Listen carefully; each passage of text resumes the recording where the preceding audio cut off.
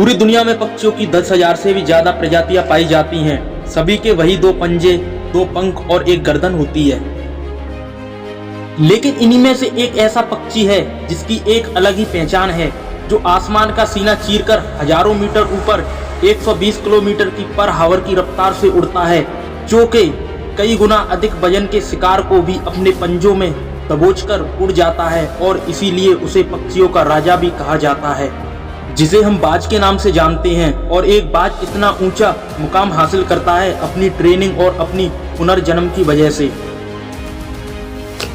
अगर आप भी इस दुनिया में एक मुकाम हासिल करना चाहते हैं तो एक बाज को बाज बनने का पूरा सफर आपको जानना बहुत जरूरी है, क्योंकि 25 से 30 की उम्र तक आने के बाद भी लोगों को रिस्क लेने से डर लगता है।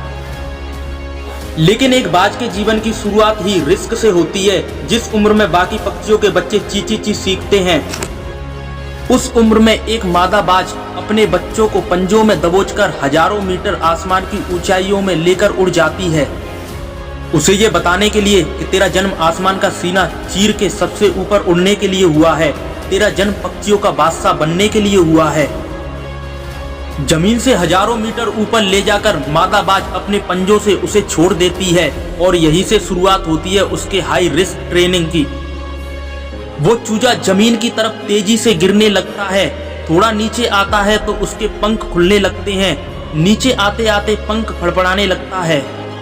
लेकिन वो अभी तक उड़ना नहीं सीखा है, वो जमीन से कुछ ही ऊपर होता है। ऐसा लगता है कि कुछ ही सेकंड में उसका जीवन समाप्त हो जाएगा, लेकिन अचानक एक पंजा उसे अपने गिरफ्त में लेता है और वापस आसमान में उड़ जाता है। वो पंजा होता है उसकी माँ का, जो उसके पीछे उड़ रही थी। उसकी ये ट्रेनिंग तब तक चलती रहती है जब तक वो उड़ना नहीं सीख जाता। इतनी हाई रिस्क ट्रेनिंग होने के बाद इस दुनिया को एक बाज मिलता है। बारिश के वक्त जब सारे पक्षी आश्रय की तलाश करते हैं, तब यही बाज उसी बारिश में आसमान चीरते हुए ऊपर निकल जाता है और बादल से कहता है, तू बरस ले कितना बरसेगा, और फिर नीचे आकर चैलेंज करता है।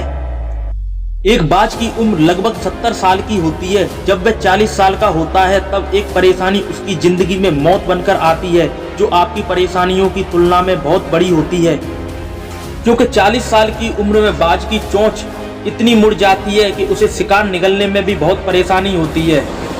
उसके पंख भारी हो जाते हैं, छाती से चिपकने लगते हैं, जिससे उड़ना बहुत मुश्किल हो जाता है। उसके पंजे लंबे और लचीले हो जाते हैं, जिससे वो शिकार को भी सही से नहीं पकड़ पाता है। अब उस बाज के पास सिर्फ 3 ही रास्ते होते हैं। नंबर 1, वो अपने शरीर को त्याग सकता है। नंबर 2, गिद्ध की तरह छूटे हुए भोजन पर निर्भर हो जाए। नंबर 3, सबसे कठिन और पीड़ादायक रास्ता, अपने आप को पुण्य स्थापित का, फिर से आसमान का सीना चीरकर उड़ने का। और वो इसी तीसरे रास्ते को चुनता है और अपने पास सबसे ऊंची चोटी पे पहुंच जाता है। वहां पर अपना घोंसला बनाता है और फिर शुरू होता है परेशानियों को जड़ से उखाड़कर आसमान में उड़ने का सफर। वह अपनी चोंच को एक चट्टान पर मार मार कर तोड़ देता है और लहूलुहान हो जाता है और इंतजार करता है नई चोंच आने का। उसके बाद अपनी नई चोंच से अपने पंजों को काट देता है और फिर इंतजार करता है नए पंजों के उग आने का। उसके बाद वह एक एक करके अपने पंखों को अपने शरीर से अलग करता है और फिर इंतजार करता है नए पंख उगाने का।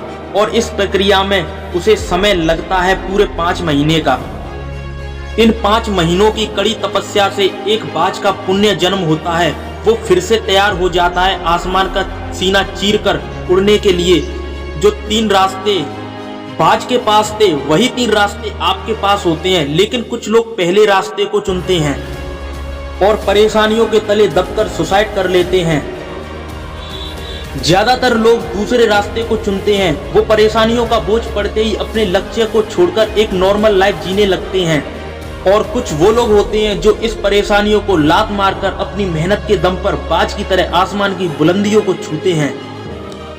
तो दोस्तों, बाज की यह ट्रेनिंग हमें बहुत बड़ी सीख देती है कि अगर रिस्क लेना पड़े तो लो, कि अपने फील्ड में अपने आप को इतना ट्रेंड कर लो कि फील्ड में आपसे ऊपर उड़ने के बारे में सोचकर लोगों के पसीने छूट जाए, तभी आप अपने फील्ड के बादशाह कहलाओगे। अगर आपको हमारी ये वीडियो अच्छी लगी हो तो वीडियो को लाइक करना, शेयर करना, और अगर आप हमारे चैनल पहली बार आए तो चैनल को सब्सक्राइब कर लेना, बेल आइकन को दबा देना ताकि आने वाली हर वीडियो का नोटिफिकेशन मिल सकेगा आपको सबसे पहले। तो चलिए गाइस, मिलते हैं नेक्स्ट वीडियो के साथ। तब तक के लिए जय हिंद, जय भारत, खुश रहें, स्वस्थ रहें, वंदे मातरम।